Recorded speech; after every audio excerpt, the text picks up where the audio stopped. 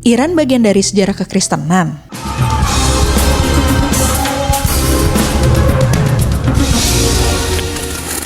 Years, Iran adalah salah satu negara di Timur Tengah yang keberadaannya tidak bisa dipisahkan dengan Hizbullah. Iran menjadi pendukung utama Hizbullah, sebuah organisasi politik dan militer yang berada di Lebanon. Hizbullah telah beberapa kali memiliki friksi di dalam negara dan mereka juga sering berkonflik dengan Israel. Hizbullah didirikan pada tahun 1980-an setelah revolusi Islam di Iran oleh sekitar 500 orang dari Garda Revolusi Iran. Hizbullah bertujuan memajukan ideologi Islam radikal dan berperang melawan pengaruh barat di Lebanon dan sekitarnya, termasuk Israel. Iran adalah nama modern untuk Persia. Kekaisaran Persia pertama yang didirikan oleh Kores yang Agung sekitar 550 sebelum Masehi.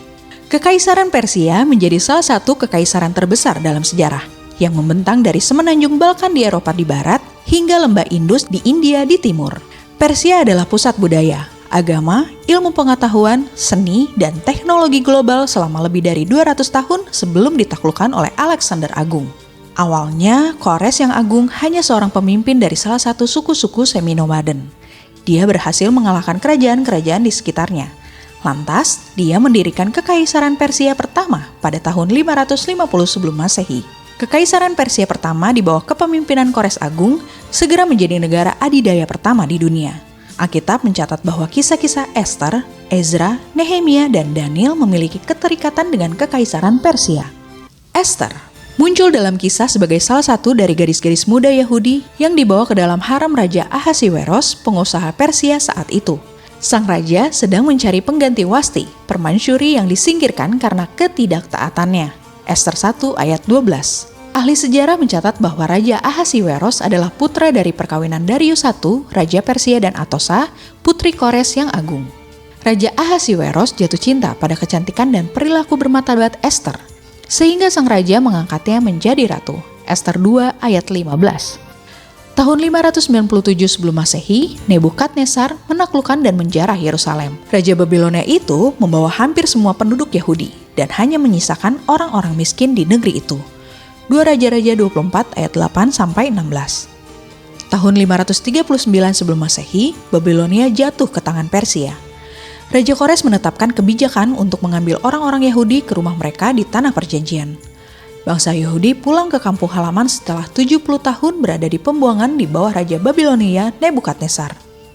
Kitab Ezra 1 mengatakan bahwa Tuhan sendirilah yang menggerakkan hati Raja Kores untuk melakukan hal ini. Keputusan Raja Kores itu berbentuk semacam dekret yang berisi pemulihan keadaan bangsa Yahudi. 2 Tawarik 36 ayat 22. Peristiwa yang terjadi pada tahun 538 sebelum Masehi merupakan penggenapan dari nubuat Nabi Yeremia. Saat itu bait suci kembali dibangun. Ezra 1 ayat 4. Daniel diperkirakan lahir antara tahun 625 sebelum Masehi dan 620 sebelum Masehi pada pemerintahan Yosia, Raja Yehuda terakhir. Daniel berasal dari suku Yehuda dan dia termaksud keluarga bangsawan. Daniel 1 ayat 3-6. Daniel menjadi salah satu rombongan yang diangkut ke Babel pada tahun 606 sebelum Masehi. Nama Daniel berarti Tuhan adalah hakimku. Orang Babel mengubahnya menjadi Beltsazar saat dia mengabdi di tanah pembuangan. Selama hidupnya, Daniel melayani sebagai penasehat Raja-Raja Babel dan Media Persia. Dalam perjanjian baru, orang Majus melakukan perjalanan menuju Yerusalem untuk menemukan bayi Yesus. Alkitab mencatat bahwa mereka berasal dari timur, Matius 2 ayat 1. Ahli sejarah mengatakan bahwa orang Majus adalah kasta suci bangsa Media dari Media kuno, penduduk di wilayah Persia. Mereka adalah golongan yang bertanggung jawab atas praktik-praktik keagamaan dalam komunitas mereka. Selain itu, orang Majus juga memiliki keahlian di bidang astrologi dan astronomi. Peristiwa Pentakosta yang terekam dalam Kisah Para Rasul 2 juga bersinggungan dengan Persia.